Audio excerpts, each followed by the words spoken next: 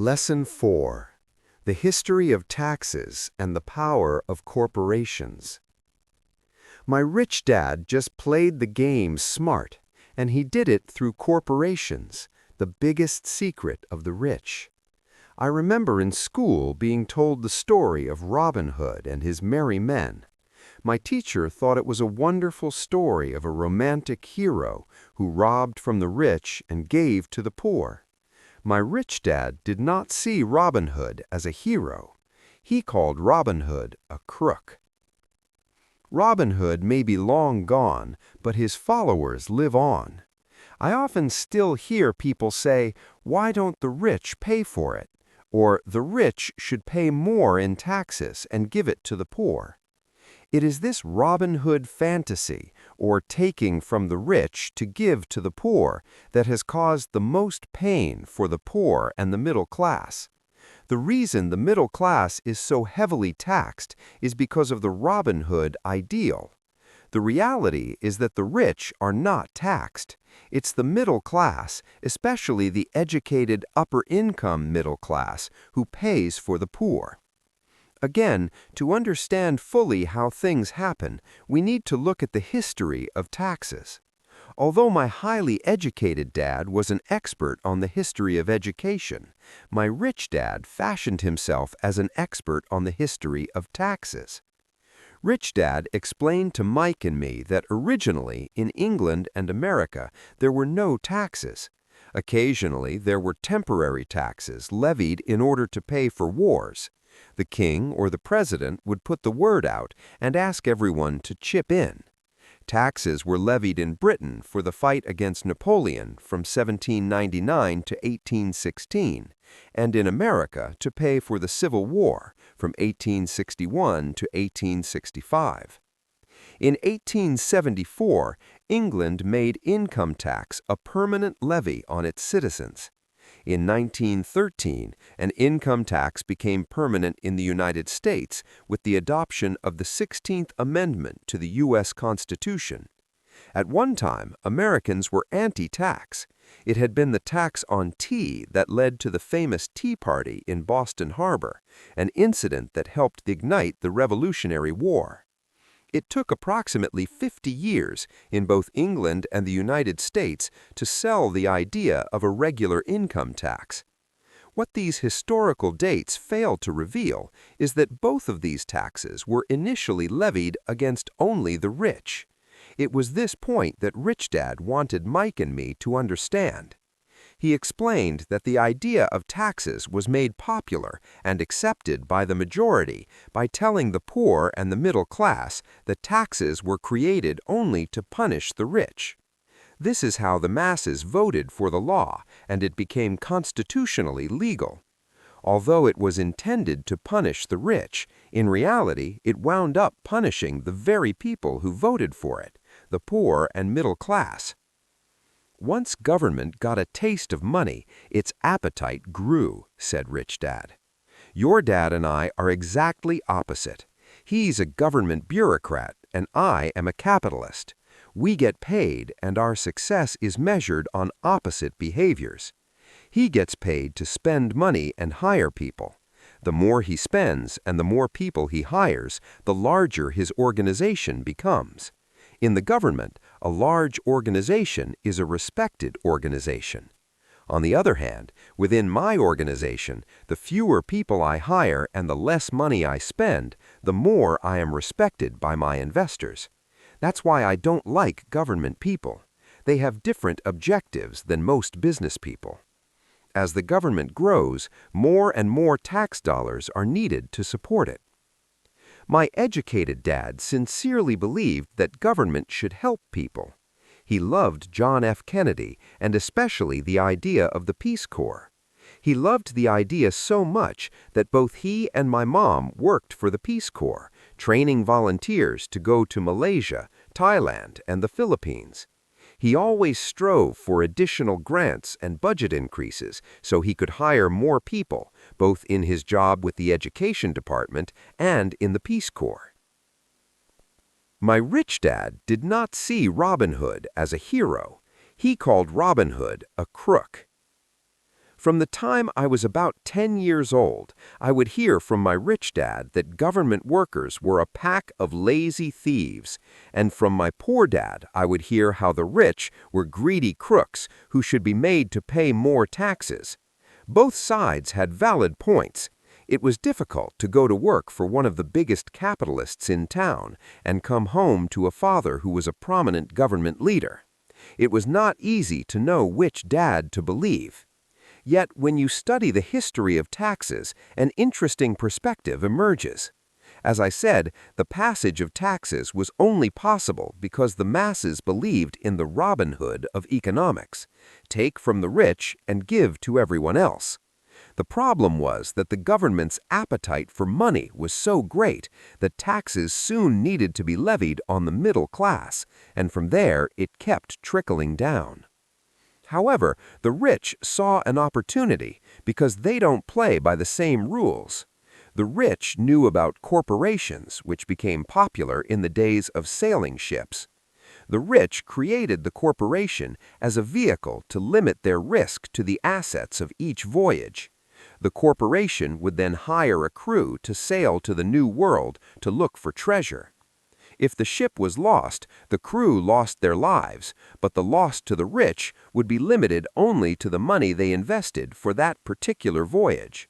The diagram that follows shows how the corporate structure sits outside your personal income statement and balance sheet.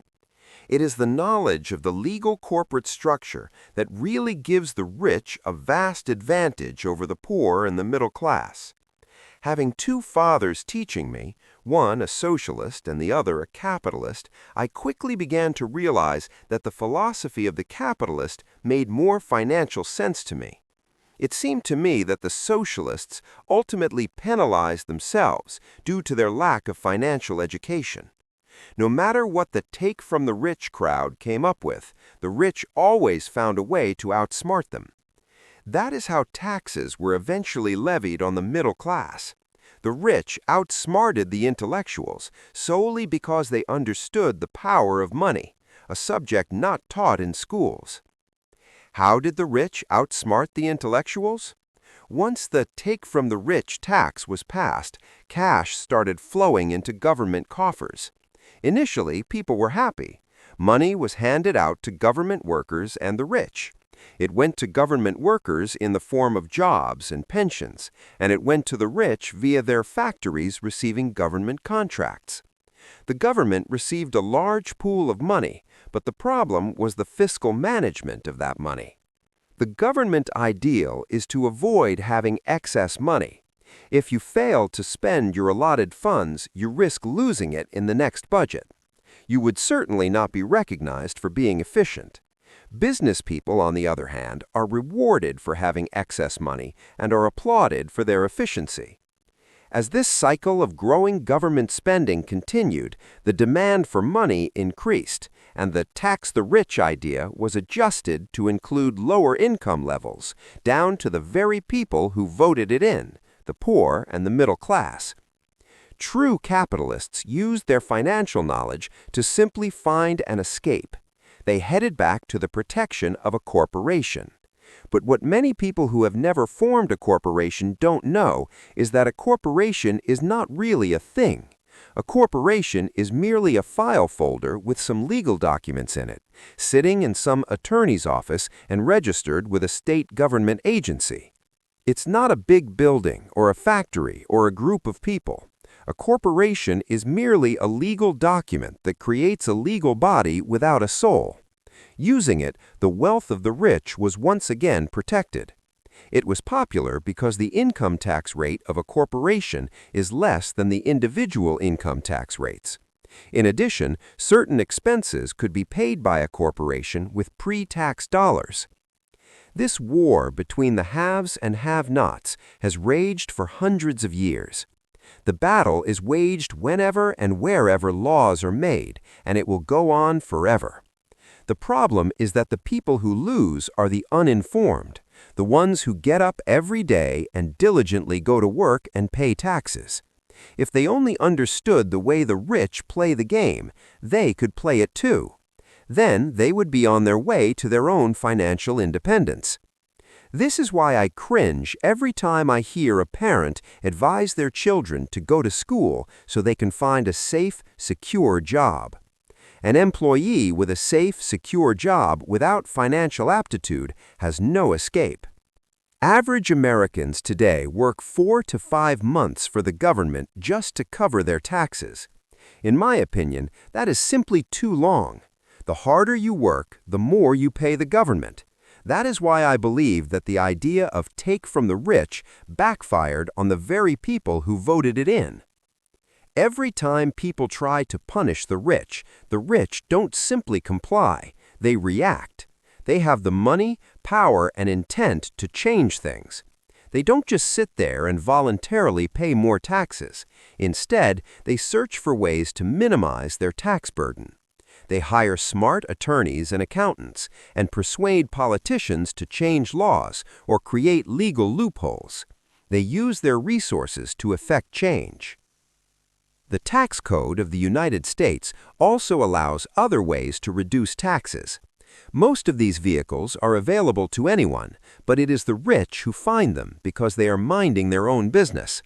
For example, 1031 is jargon for Section 1031 of the Internal Revenue Code, which allows a seller to delay paying taxes on a piece of real estate that is sold for a capital gain through an exchange for a more expensive piece of real estate. Real estate is one investment vehicle that has a great tax advantage. As long as you keep trading up in value, you will not be taxed on the gains until you liquidate. People who don't take advantage of these legal tax savings are missing a great opportunity to build their asset columns. The poor and middle class don't have the same resources. They sit there and let the government's needles enter their arm and allow the blood donation to begin. Today, I'm constantly shocked at the number of people who pay more taxes or take fewer deductions simply because they are afraid of the government. I have friends who have had their businesses shut down and destroyed, only to find out it was a mistake on the part of the government. I realize all that, but the price of working from January to May is a high price to pay for that intimidation.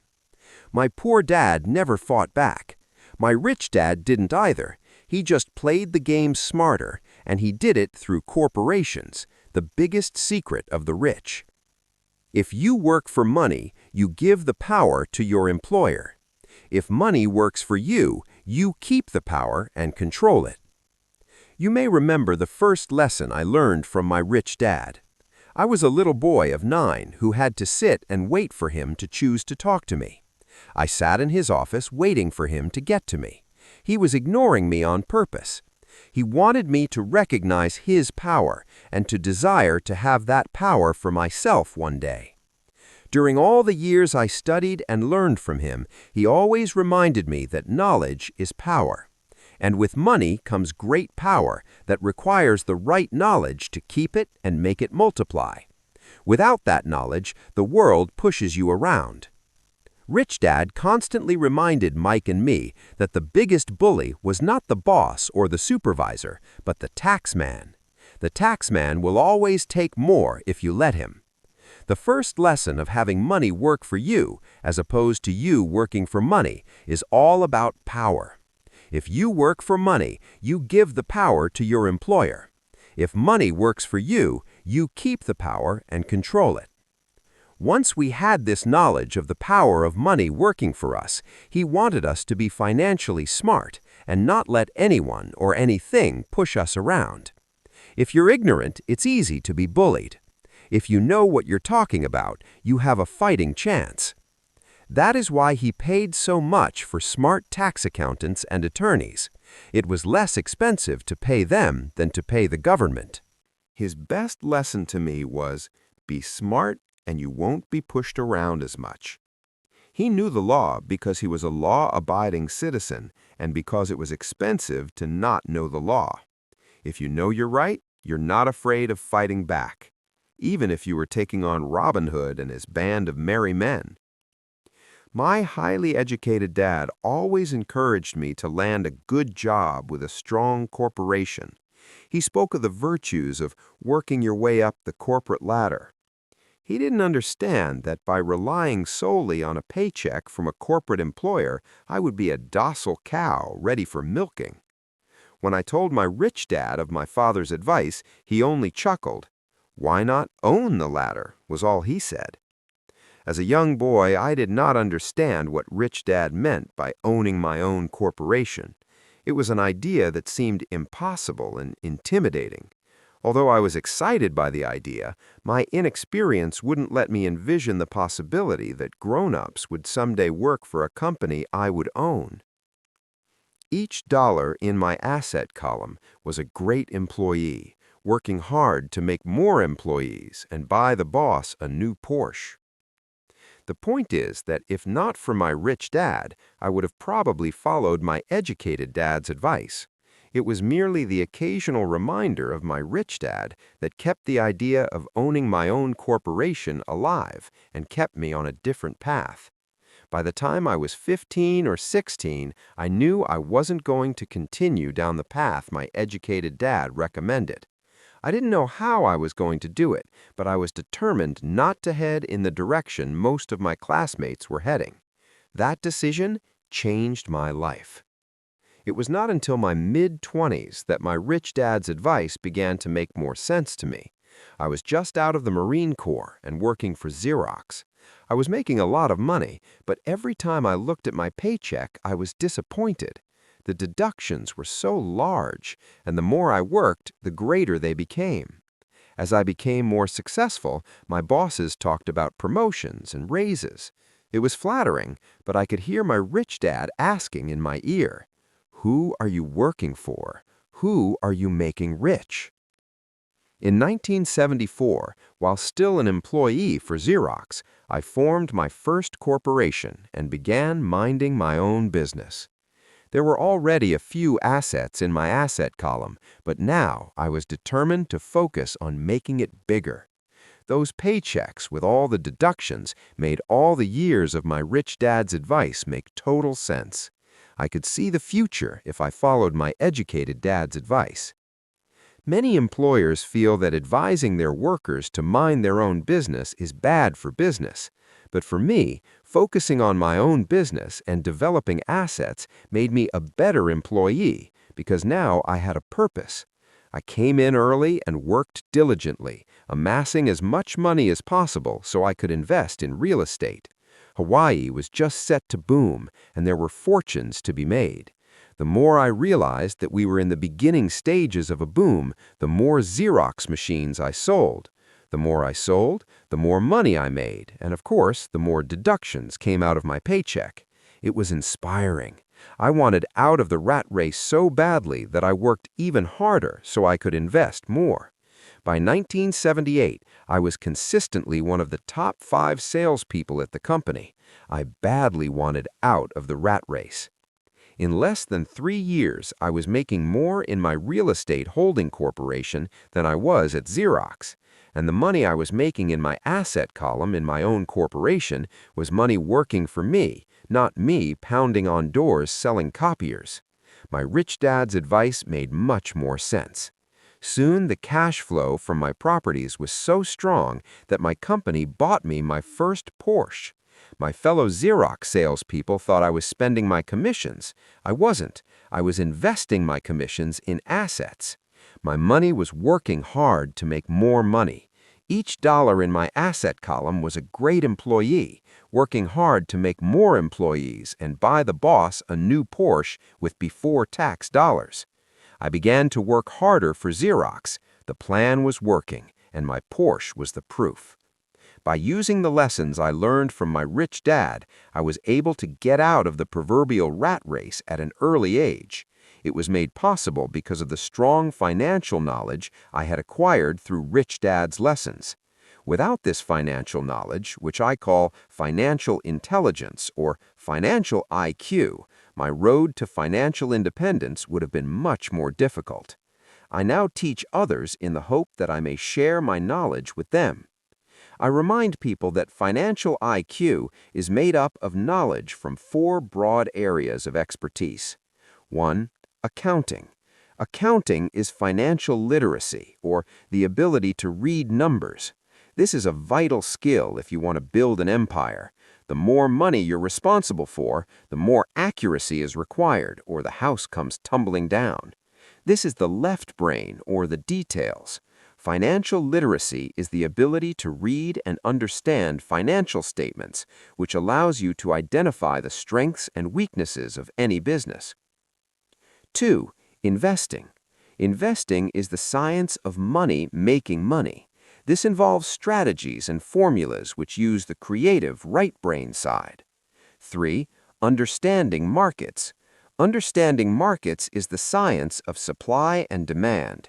You need to know the technical aspects of the market, which are emotion-driven, in addition to the fundamental or economic aspects of an investment. Does an investment make sense, or does it not make sense based on current market conditions? The law. A corporation wrapped around the technical skills of accounting, investing, and markets can contribute to explosive growth. A person who understands the tax advantages and protections provided by a corporation can get rich so much faster than someone who's an employee or a small business sole proprietor. It's like the difference between someone walking and someone flying. The difference is profound when it comes to long-term wealth. Tax advantages. A corporation can do many things that an employee cannot, like pay expenses before paying taxes. That's a whole area of expertise that is very exciting. Employees earn and get taxed, and they try to live on what's left over. A corporation earns, spends everything it can, and is taxed on anything that is left. It's one of the biggest legal tax loopholes that the rich use. They're easy to set up and are not expensive if you own investments that are producing good cash flow. For example, by owning your own corporation, your vacations can be board meetings in Hawaii. Car payments, insurance, repairs, and health club memberships are company expenses. Most restaurant meals are partial expenses, and on, but it's done legally with pre-tax dollars. Protection from lawsuits. We live in a litigious society. Everybody wants a piece of your action. The rich hide much of their wealth using vehicles such as corporations and trusts to protect their assets from creditors. When someone sues a wealthy individual, they're often met with layers of legal protection and often find that the wealthy person actually owns nothing. They control everything but own nothing. The poor and middle class try to own everything and lose it to the government or to fellow citizens who like to sue the rich. They learned it from the Robin Hood story, take from the rich and give it to the poor. It is not the purpose of this book to go into the specifics of owning a corporation, but I will say that if you own any kind of legitimate assets, I would consider finding out more about the benefits and protection offered by a corporation as soon as possible. There are many books written on the subject that will detail the benefits and even walk you through the steps necessary to set up a corporation. Garrett Sutton's books on corporations provide wonderful insight into the power of personal corporations. Financial IQ is actually the synergy of many skills and talents. I would say it is the combination of the 4 technical skills listed above that make up basic financial intelligence. If you aspire to great wealth, it is the combination of these skills that will greatly amplify your financial intelligence. In summary, business owners with corporations earn, spend, pay taxes. Employees who work for corporations earn, pay taxes, spend. As part of your overall financial strategy, I recommend that you learn about the protection that legal entities can provide for businesses and assets.